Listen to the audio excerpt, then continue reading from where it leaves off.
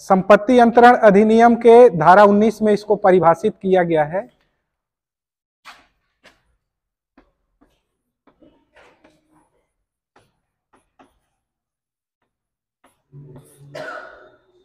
संपत्ति अंतरण अधिनियम की धारा 19 में निहित हित को परिभाषित किया गया है। ठीक है, सामान्यतः परिभाषा सारे आपके 3 में दिए हैं। अचल संपत्ति की परिभाषा और सूचना की, रजिस्ट्रेशन की, सारे परिभाषा सेक्शन 3 में दिए हैं।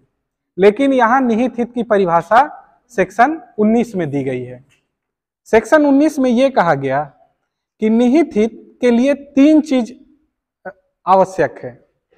समय जो बताया गया वो 3 तरह के समय बताए गए कि कब आपको कोई हित दिया जाएगा, और वो 3 समय कहा गया। पहला कि जब समय विनिर्दिष्ट ना हो, समय विनिर्दिष्ट ना हो, स्पेसिफाई ना हो कि किस समय से आपको हित दिया जाना है, समय विनिर्दिष्ट नहीं है।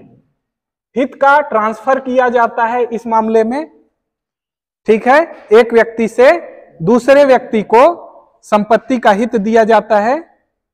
ठीक है, और उस मामले में अगर समय विनिर्दिष्ट नहीं है,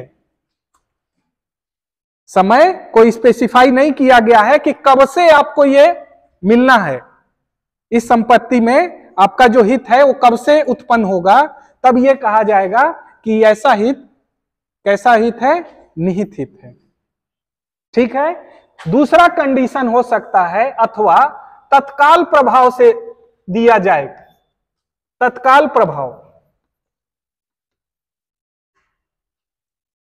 कि मैं ये मोबाइल तुमको दे रहा हूं, मैं ये प्रॉपर्टी तुमको दे रहा हूं और आज से तुम इसको उपभोग कर लो, अभी से उपभोग कर लो, तो ये क्या है, निहित हित है।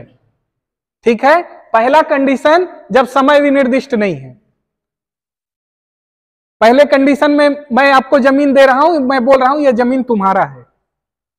ठीक है, मैं ये नहीं बता रहा हूं कि आपको कब से उपभोग करना है, लेकिन मैं स्पेसिफाई कर दे रहा हूं कि इसमें समय मैं नहीं बता रहा हूं, लेकिन यह जमीन तुम्हारा है। मैं इस जमीन में इंटरेस्ट किसका डाल दे रहा हूं, तुम्हारा डाल दे रहा हूं।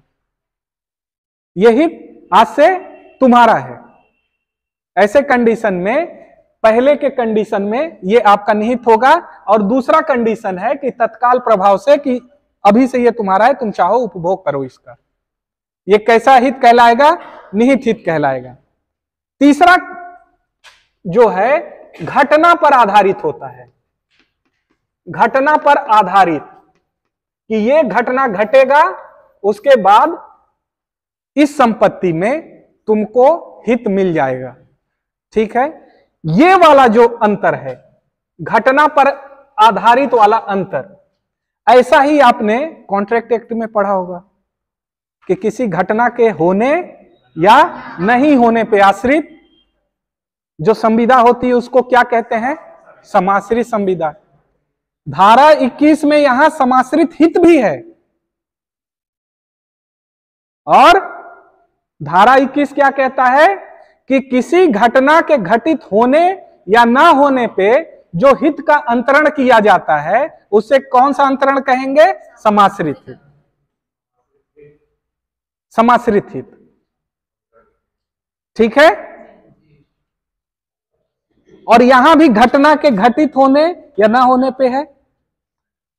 दोनों में अंतर क्या हुआ, अधिसंभावना नहीं, ये जो घटना है ये अवश्यंभावी है।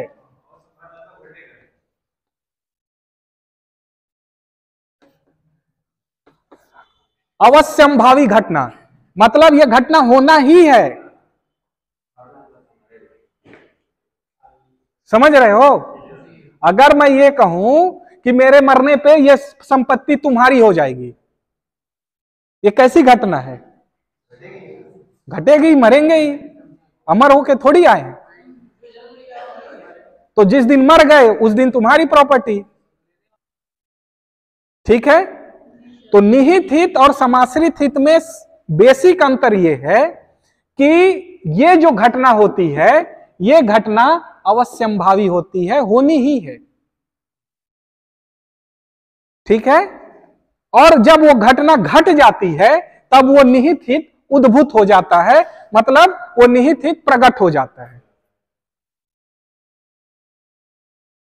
ठीक है।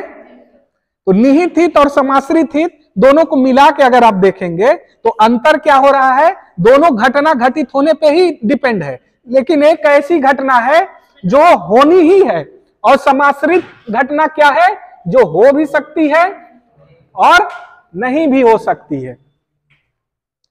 ये हो भी सकती है घटना और नहीं भी हो सकती है। ठीक है, इतना समझ में आया। सेक्शन 20 निहित हित के संबंध में बताता है कि निहित हित अगर किसी को दिया जाता है, आजन्मे व्यक्ति को, जो अजात है, जिसका जन्म नहीं हुआ है, ऐसे व्यक्ति को अगर कोई हित दिया जाता है तो निहित हित कब होगा, तो यह बताया गया है कि जब वो जन्म ले लेगा तो जन्म लेने से उसके अंतर्गत वो संपत्ति आ जाएगी। लेकिन ऐसा प्रावधान किया जा सकता है कि वो वयस्कता की आयु पर उसका उपभोग करे, उपभोग को रोका जा सकता है। लेकिन निहित हित कब हो जाएगा, जैसे ही वो जन्म लेगा वैसे ही उसमें वो संपत्ति आ जाएगी। ठीक है, समाश्रित हित हो गया, निहित हित हो गया। और निहित हित कब उत्पन्न होता है, अजात व्यक्ति के संबंध में, वो हो गया। ठीक है। 22 ये बोलता है कि जब ऐसा हित है जो किसी निश्चित वर्ग को है कि निश्चित आयु प्राप्त करें, मान लो 4 लोग हैं, 4 लोग हैं, और यह कहा गया है कि इन 4 लोग में यह संपत्ति उसको जाएगी जो 18 वर्ष की आयु प्राप्त करे। ठीक है। तो अगर उसमें केवल 2 ही लोग 18 वर्ष के हैं या 18 वर्ष के होते हैं तो उन्हीं के संबंध में वो संपत्ति प्रदान की जाएगी, अन्यथा बाकियों को वो लागू नहीं होगी। सिंपल सा है। हाँ, तुम लोग 4 लोग बैठे हो, मैं बोलूंगा कि मेरी संपत्ति है, उसी को जाएगी जो 25 वर्ष का हो जाएगा। अब तुम चारों बोलोगे नहीं मैं तो लड़की हूं, मैं बताऊंगी ही नहीं, मैं तो 25 की हूं, नहीं मैं तो 18 की हूं, तो किसी को नहीं मिलेगा। और जिसको लेना रहेगा वो बोलेगा कि हाँ मैं तो हो गई 25 की। समझ गए।